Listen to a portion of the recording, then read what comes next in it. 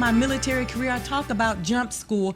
Jump school was a time where really it was very intense. It was very hot. It was very humid. They often would have to hose us down because it was so hot. They didn't want us to have stroke. But also, in addition to that, the pressure, the harassment that I experienced was also as intense.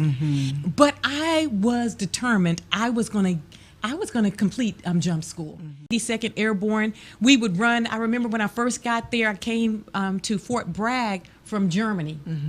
I was stationed in Bad Kreuznach, Germany, and I can remember when I got to Fort Bragg, I wasn't used to running hills like they have. Fort Bragg has some really long, big, steep hills. I wasn't used to that. But you know what they used to do? The fellas in my group, my platoon, what they would do is when I would start to run up that hill and I would start to get weary, like I couldn't make it up, there would be one of the guys. Typically it was a guy because quite honestly, it was 17,000 men and only 250 women who were in 82nd at the time.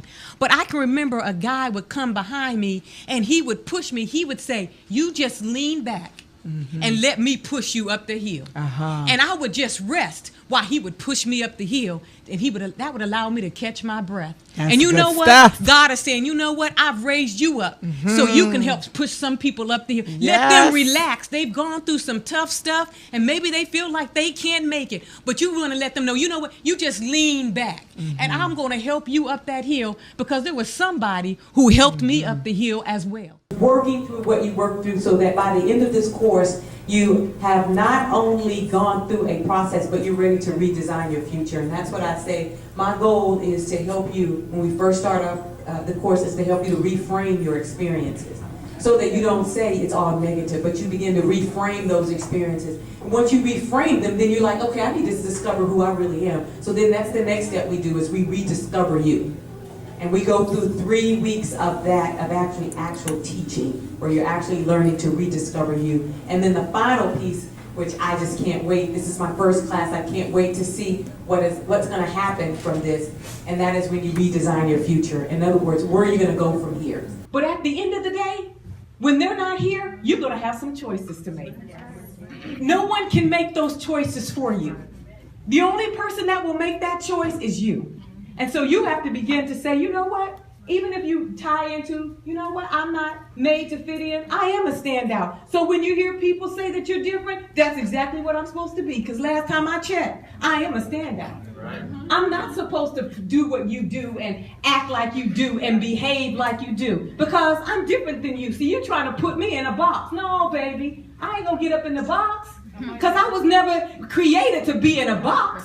No, I was created to be a standout. Somebody say stand out. Stand out. And so you're going to have some challenges that probably some of these other young girls have not yet experienced, although we have our own challenges and our own age level, our own grouping. We have our own set of challenges. But you all are going to be faced with some other challenges. But the thing that I want to let all of you know is no matter what challenge that you are faced with, you are already equipped to handle it. Right.